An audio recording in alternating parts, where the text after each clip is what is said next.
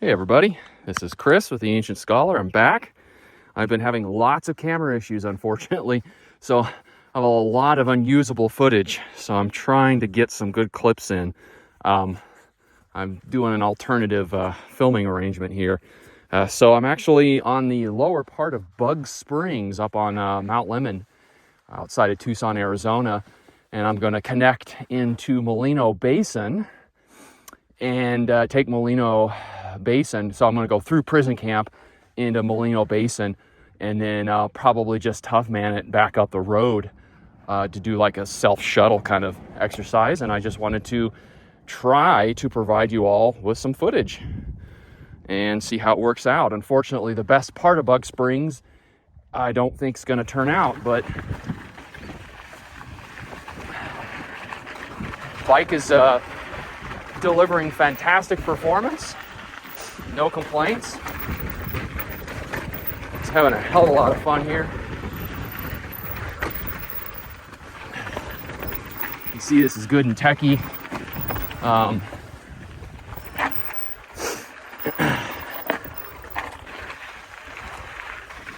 You ever find yourself wanting some tech, riding up on Mount Lemmon really provides a kind of technical experience that is hard to find at the lower elevations. I'd say Bug Springs and Molino Basin are the most accessible, probably the two most accessible trails in the Mount Lemmon area. Most of them are pretty rough black diamond stuff. I think Bug Springs is technically a black diamond trail, but it's probably one of the more accessible ones. We just crossed the Mount Lemmon freeway, heading into the Gordon Hirobashi prison camp. This is one of the areas where Japanese citizens were kidnapped essentially from their homes and interned during World War II. Very, very horrific, sad history if you look into that. And this is a remembrance of that, because this is one of the areas where they were held. There's several areas throughout the country where this occurred. So I couldn't imagine being a citizen and going to war with another country, and because I have there's some genetic crossover with people from another country. The government of my country essentially kidnaps me from my home, rounds me up with other people that look like me, and then puts me into essentially a prison. And you know, it was the 1940s, so fairly contemporary history. Really sad history.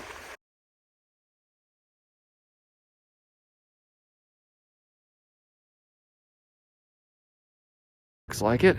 All right, welcome back everyone. Here we are on the prison camp / Molino Basin trailhead, and we're gonna give it the old college try with this new video. I'm gonna open my suspension up. Unfortunately, the video I took yesterday when I was riding out at Sweetwater, which is an amazing trail system, where if you just want kind of moderate tech in a self-contained area, you know, less than 20 miles of trail, that's your place. I love riding that area. And I was actually having some issues with the bike, and I realized what it was this morning was my tire pressure had gotten real low. I had allowed it to get low. And so it was just really kind of weird and boggy feeling working with the suspension. Now, I run in these tires, I'm running 25 in the rear and about 22 up front. I love this section of, absolutely love this section of trail. This is funny.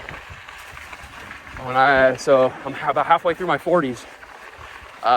My 40th birthday I celebrated by doing a bucket list ride up here on Mount Lemon called the Lemon Drop, where you start. My wife shuttled a friend and I up essentially to the top of Mount Lemon, and then there are probably about a dozen or so trails you can connect that take you down. And we thought, well, it's mostly downhill, so it should be a good day.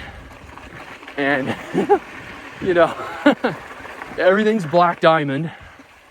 There's a shit ton of hike-a-bike, and it took us over 12 hours from top to bottom. It's like 30 miles or something.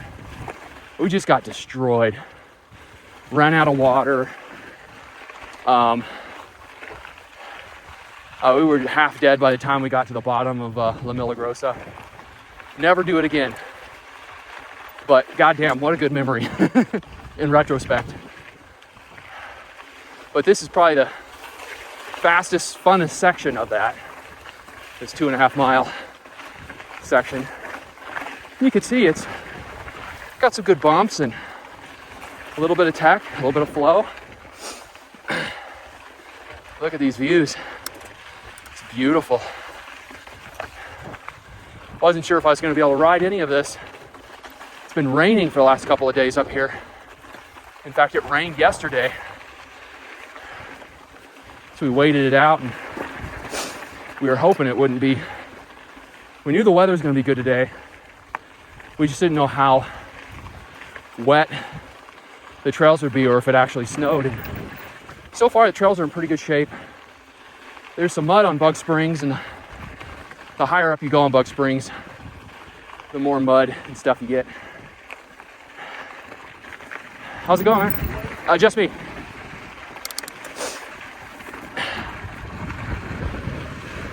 But this is just primo hero dirt, hero sand. Let me stay right here. How's it going? Just me.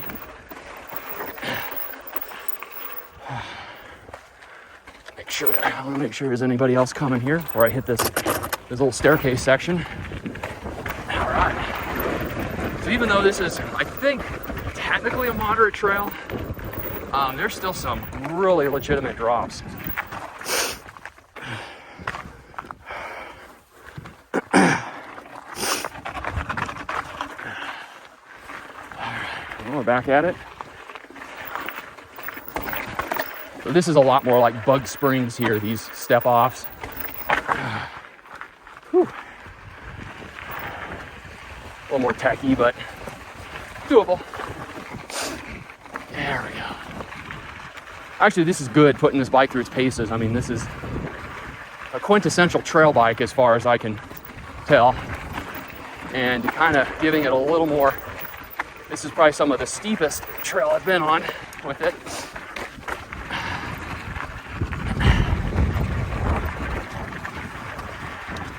And these big old rocky stair steps really do test the suspension. And it seems to be holding up. There we go. Oh, that's good. That is really good. Yeah, that's sick. Now I've noticed, oh, it looks like I got a strap in the way. Damn it. Sorry guys. But this, I've got an iPhone mounted on a chest rig, trying to give you all some footage.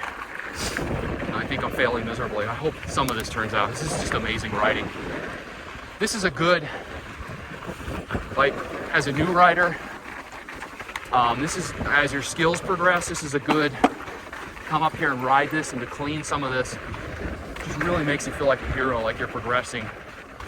And that's been something that's really difficult for me, because I didn't really start mountain biking until 2015, at least, in any serious fashion, where I was actually riding trails and doing, all day epic rides and bike packing and everything.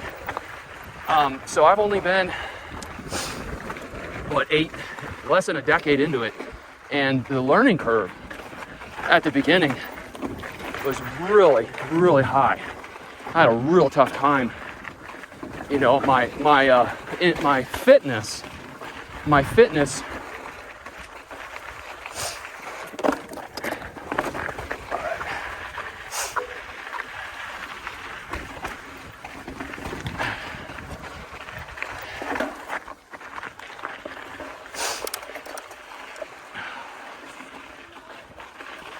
You want to go ahead? Okay. I'm not with those guys, but they told me there might be another one back. Okay, have a good one. So as I was saying, my fitness, I worked on my fitness and it actually progressed rapidly, but my skills, not so much. Oh, pardon me. And so I had a really tough time with my skills and still do quite a bit. I think it's a lot easier as a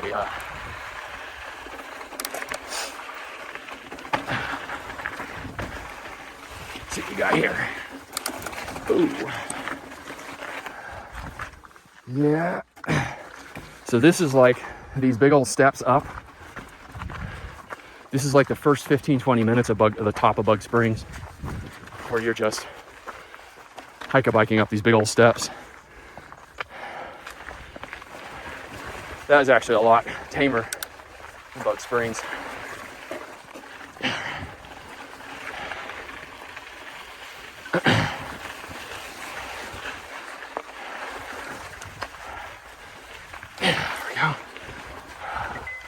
I think this bike specializes in techie climbing like that. Just eats it up.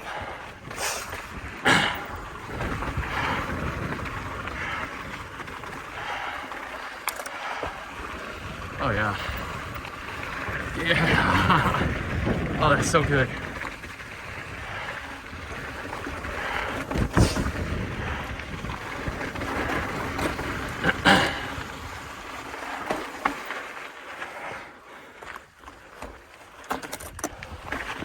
Okay, that's a roller. Never know. So anyway, really getting my skills up to par is just absolutely difficult. Really difficult.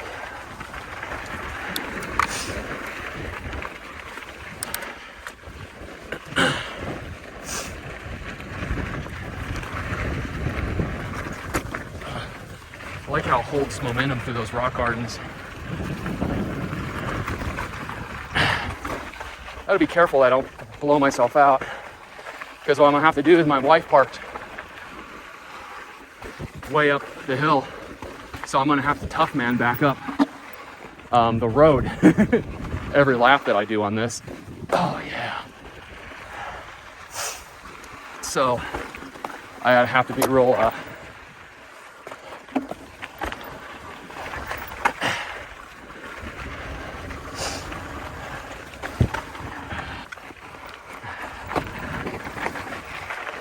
I think what I'll do is each lap I do, I'll kind of push it a little harder as I kind of get the lines down.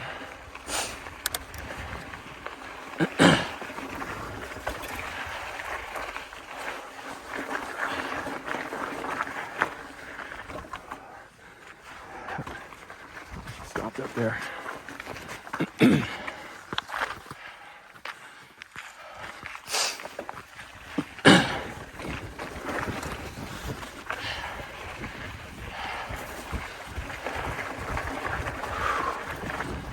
Yeah.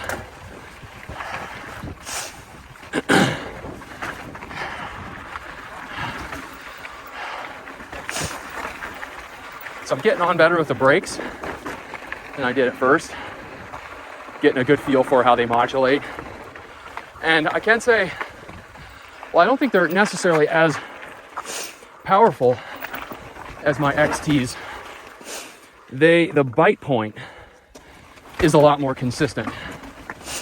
On the XTs, basically every pair I've owned, they're powerful, but kind of where that bite point is, seems to float around a bit even when I bleed them. Whereas this is pretty consistent. And so these brakes are maybe a little more predictable, even though they lack the raw stopping power. So I'm actually not as put off by the brakes. But I will say, I think these tires are going to need to be swapped out at some point. These are some super light duty tires.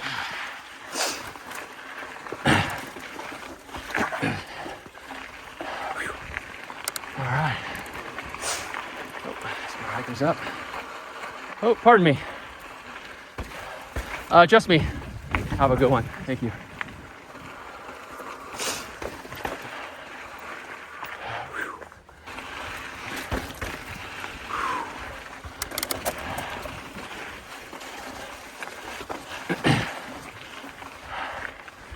There we go. We're getting there. Even though it's mostly downhill, there's still some little punchy climbs.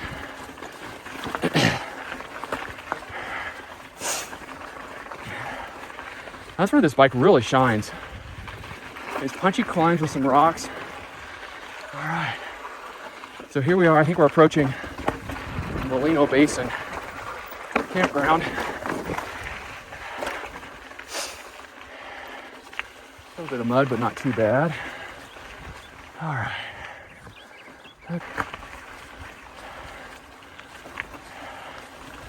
And then once we get to the bottom of this, if you are on the lemon drop, you do an extended hike-a-bike on the Arizona Trail over this mountain. It's utter shit. Super tech it does. Some legitimate.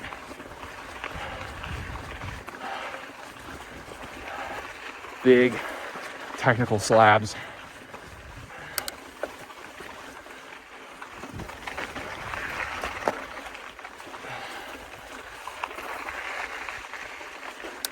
Yeah, nice day out. It's nice and cool.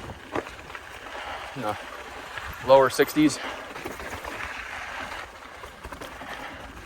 Back in New Mexico, we're getting shredded with wind, rain, snow. It's cold. So this is a good little escape. Even if it's just been for a couple of days with that exposure. That's awesome.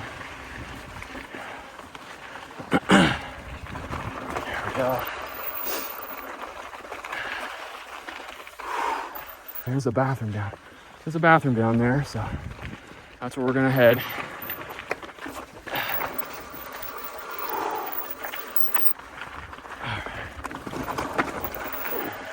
The hiker up here. Slow down.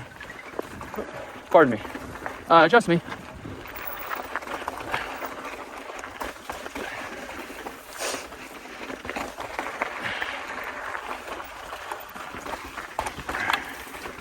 Yeah, see, this is a really composed bike. I do notice, though, suspension-wise, when you start hitting a lot of chattery stuff, so a lot of like, you're going down a steep hill and you're hitting a lot of little baby heads, chatter and stuff, the suspension does tend to kind of pack up a little bit. I have the rebound fully open, but it does seem to really struggle in that kind of stuff. It's good on the more flowy rolling stuff, but it does get overwhelmed pretty easily. Now on the uphill tech climbing, it just shines. But again, it's super capable. I'm not shredding it. There's some guys that passed me earlier, and they were on enduros. They were on Santa Cruz High Towers, and I thought I saw a Bronson or two. So these are long travel 29ers, all mountain enduro bikes, and they're wearing full face helmets and body armor. And they're just smashing it. I don't think that I would feel comfortable riding that hard on this bike, and obviously that's not what this bike is designed for, but it's getting me down, and it's pretty composed. I will say, is very predictable.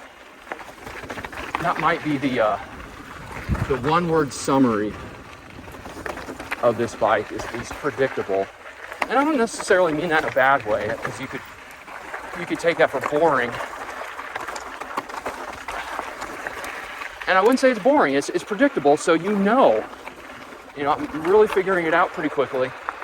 And okay, this is how it's going to perform in these conditions, and this is how I can ride. So there aren't any surprises. And I think that's great for, if you just want to ride everything, or you want to do big all-day rides where you're not pushing limits. I think it makes perfect sense to have a bike with some predictability. Whew. All right. So I am going to peel off the trail here, and this is really flowing. Make use of the banyos up here before continuing on. Almost at the end of Molino Basin, and then it's just going to be a grind up the road.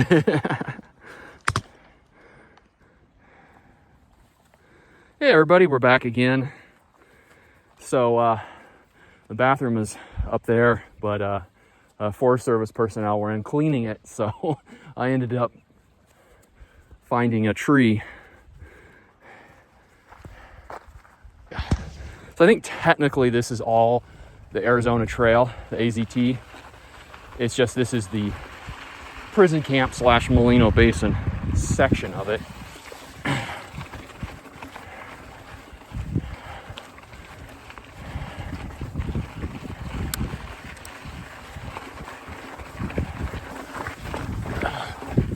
Oh, I should have downshifted more. God damn it. There we go. You get to see my riding, flaws and all. There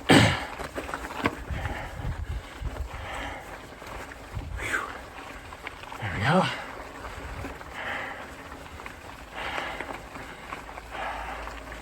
Bit uphill here.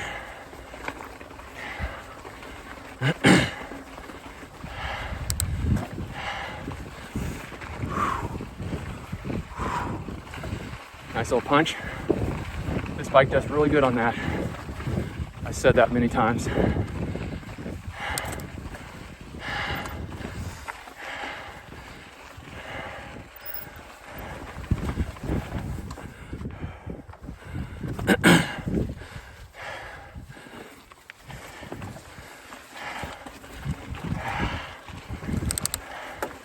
It's a beautiful country up here. You actually get into more of a more coniferous vegetation up higher. You know, this is kind of a lot of scrub oak,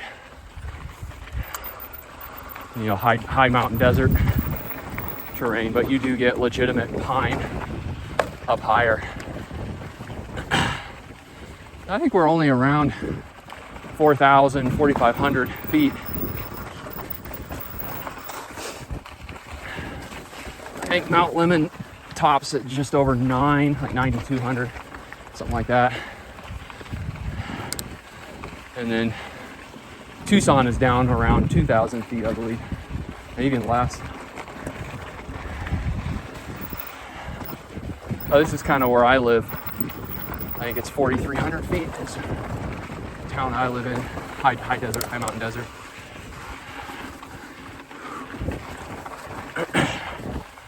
Oh, this is just beautiful.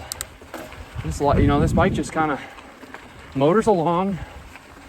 You know, it's not smashing it.